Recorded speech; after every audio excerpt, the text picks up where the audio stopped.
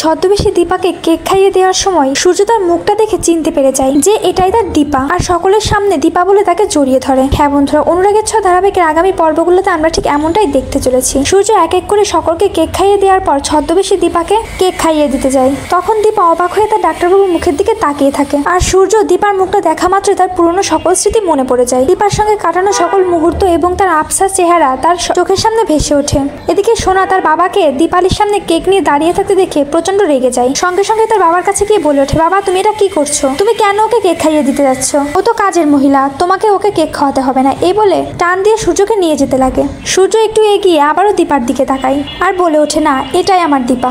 এই বলে পেছন থেকে এসে দীপাকে জড়িয়ে ধরে, আর বারবার সূর্য দীপাকে বলতে থাকে, আমার সবকিছু মনে পড়ে গেছে দীপা, আমি জানি তুমিই আমার দীপা, আমার পুরনো স্মৃতিতে তোমার চেহারায় ভেসে উঠেছে, তুমিই আমার দীপা। সূর্যকে এমন ভাবে কথা বলতে দেখে দীপা মনে মনে বলতে থাকে, ডাক্তারবাবু আপনি আমাকে চিনতে পেরেছেন? আমি জানি ডাক্তারবাবু আপনি খুব শীঘ্রই সুস্থ হয়ে যাবেন। আপনার সুস্থ হওয়ার ওষুধটা আমি উর্মির হাতে তুলে দিয়েছি, ওই ওষুধটা খেলে আপনার সকল স্মৃতি মনে পড়ে যাবে। সূর্যকে এমনটা করতে দেখে সকলেই অবাক হয়ে যায়। সোনা, উর্মি এবং জয় সূর্যকে সরানোর চেষ্টা করে, কিন্তু কোনোভাবে সূর্য দীপাকে ছাড়তে চায় না। দীপা তখন বলে ওঠে, আর ডাক্তারবাবু তুই কি করছিস? আমি দীপালি আছি, দীপা না, তুই আমাকে ছাড়। এই বলে জোর করে সূর্যের হাতটা সরিয়ে দেয়। এরপর সূর্য আবারও জোর করে দীপার কাছে আসতে যায়। সঙ্গে সঙ্গে দীপা উর্মির কাছে গিয়ে বলে ওঠে, মালকিন তুই এখন দাঁড়িয়ে আছিস কেন? তোকে যে ওষুধটা দিয়েছিলাম সেটা ওকে খাওয়া, তা নাহলে দেখছিস না বাবুর কি অবস্থা? পাগলের মতো আমাকেই দীপা ভাবছে। উর্মিও দীপার কথা মতো ওষুধটা পানির গ্লাসে মিশিয়ে সূর্যকে খাওয়াতে চায়। সূর্য পানিটা খাওয়া মাত্রই শান্ত হয়ে যায় আর তার ঘুম পেতে থাকে, কারণ দীপা ডাক্তারবাবুর ওষুধের মাঝে ঘুমের ওষুধও মিশিয়ে দিয়েছিল, যাতে করে উর্মির কোনো সন্দেহ না হয়। আর সূর্যের ঘুম পাওয়া দেখে উর্মির একদমই বিশ্বাস হয়ে যায় যে দীপালি তাকে ঠিক ওষুধই দিয়েছে।